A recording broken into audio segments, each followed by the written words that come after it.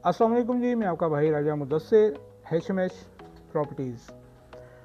दोस्तों, एक दोस्त का क्वेश्चन आया था कि हम लोग UAE को छोड़ के या किसी और डेस्टिनेशन को छोड़ के UK के अंदर इन्वेस्ट क्यों करें। मैं अपने उस भाई को और आप सबको ये बात बताना चाहता हूँ कि आज अगर हम बात करते हैं UK प्रॉपर्टी की, UK property one of the most stable और and globally trusted investment destination है, ठीक है जी। और ये शुरू से चली आ रही है। अब हम बात करते हैं कि फैक्ट्स क्या हैं, ठीक है जी।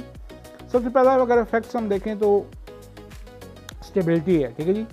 आप बाकी सब जगह की बात कर रहे हैं, ठीक है, लेकिन उसमें एक चीज़ आप जहन में रखें कि जितनी भी प्रॉपर्टीज़ हैं, जितनी भी वो डेस्टिनेशंस हैं, कई दफ़ा उन्होंने क्राइसिस को फेस किया है, मार्केट क्रश हुई है, ठीक है। जबकि UK की जो मार्केट है स्लो ज़रूर हुई होगी लेकिन क्रैश नहीं हुई, एक बात। दूसरी बात, मोर इम्पॉर्टेंट, रेंटल इनकम, ठीक है जी। राइट नाउ यहाँ पे डिमांड बहुत ज़्यादा है जबकि सप्लाई बहुत कम है। इस लिहाज से जो इन्वेस्टर है उसके लिए एक अच्छा मौका है, ठीक है जी। मंथली एक रिलायबल इनकम उनको मिल रही होती है।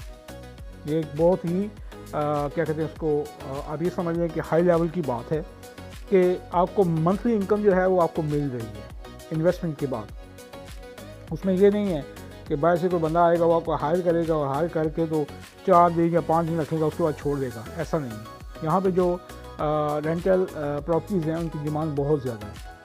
अब हम बात करते हैं तीसरी बात जो कि मोर इम्पॉर्टेंट है, ठीक है जी। वो है यहाँ का ट्रांसपेरेंट लॉ, कानून, ठीक है जी, जो कि इन्वेस्टर फ्रेंडली है, ठीक है। उसके अंदर आप ये इस बात का आप 100% जो है वो कर लें, यकीन कर लें कि आपकी जो इन्वेस्ट की हुई रकम है, इन्वेस्ट की हुई प्रॉपर्टी है, जो प्रॉपर्टी आप ख़रीद रहे हो, यहाँ का कानून बहुत स्ट्रॉन्ग है और वो हर चीज़ को क्लियर रखता है।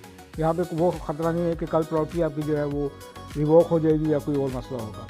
फिर मैं उन इन्वेस्टर्स को ये बात कहूँगा कि जो भी स्मार्ट इन्वेस्टर है, ठीक है जी, वो एक मार्केट के ऊपर, ठीक है, या एक क्या कहते हैं उसको, अपना मार्केट पे वो डिपेंड नहीं होता, ठीक है जी।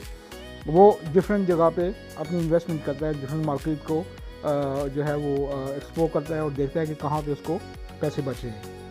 अब मैं आपसे जो मेन चीज़ कहने लगा हूँ, जो मेन इस पूरी बात का खुलासा है या बॉटम लाइन है, वो ये कि मैं आपको ये नहीं कह रहा कि आप अपनी इन्वेस्टमेंट जो है वो मूव करें, वहाँ से इन्वेस्टमेंट निकाल लें। मैं सिर्फ ये कह रहा हूँ कि आप अपनी इन्वेस्टमेंट को बैलेंस करें, ठीक है जी।